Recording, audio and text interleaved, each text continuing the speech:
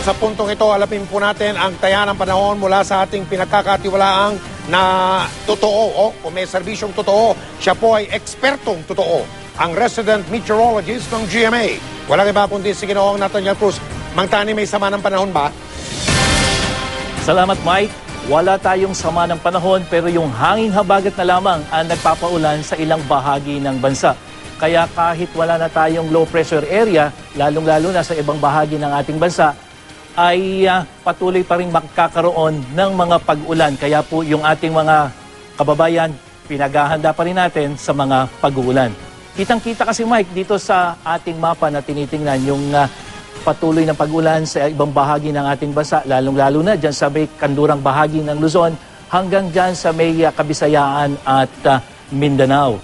At susunod ngang 24 oras ang magiging lagay ng panahon, unang-una dito sa Northern Luzon, kalat-kalat na dagliang pag-ulan at pagkulog-pagkidlat ang mararanasan hanggang dyan sa may Central Luzon. At dyan naman sa Kabisayaan, magkakaroon din ng scattered rain showers and thunderstorms pero magiging mas madalas sa kanlurang bahagi ng Kabisayaan at maging sa Mindanao, inaasahan din natin yung kalat-kalat na dagliang pag-ulan at pagkulog-pagkidlat. Mike? Mang Tani, para po sa mga mangingisda at yung mga lalakbay sa mga barko, ano po magiging lagay ng mga alon natin sa mga karagatan? Mike, kahapon nagbigay tayo ng babala na magiging maalon sa ating mga karagatan. At sa General Santos City nga, 2 bahay sa tabing dagat ang winasak ng malakas na hampas ng alon kahapon. Mahigit 40 pamilya ang kinakailangang ilikas mula sa isang purok dyan sa barangay Labanga. At sa Davao City naman, binayo rin ng malalakas na alon kahapon ng mga naninirahan dyan naman sa barangay 76A. Humigit kumulang 40 pamilya ang naapektuhan at ilan nga sa kanila, Mike, nasa mga evacuation centers pa rin.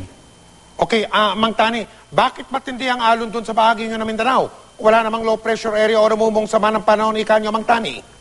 Mike, yung mga alon na naranasan dyan sa mga lugar na yan ng Davao City at Jensan, ito ay maaaring dulot ng tinatawag nating localized thunderstorm. Ano ba yung localized thunderstorm? Yan yung mga matitinding pagkulog-pagkidlat na nagmumula dyan sa karagatan at unti-unting dinadala dyan sa mga dalampasigan. So yung ating intense thunderstorm, Mike, hindi lamang matitinding kidlat ng dala niyan. Meron ding yung dala-dala yung malalakas na pagulan, malakas na hangin at yung mga malalaking alon.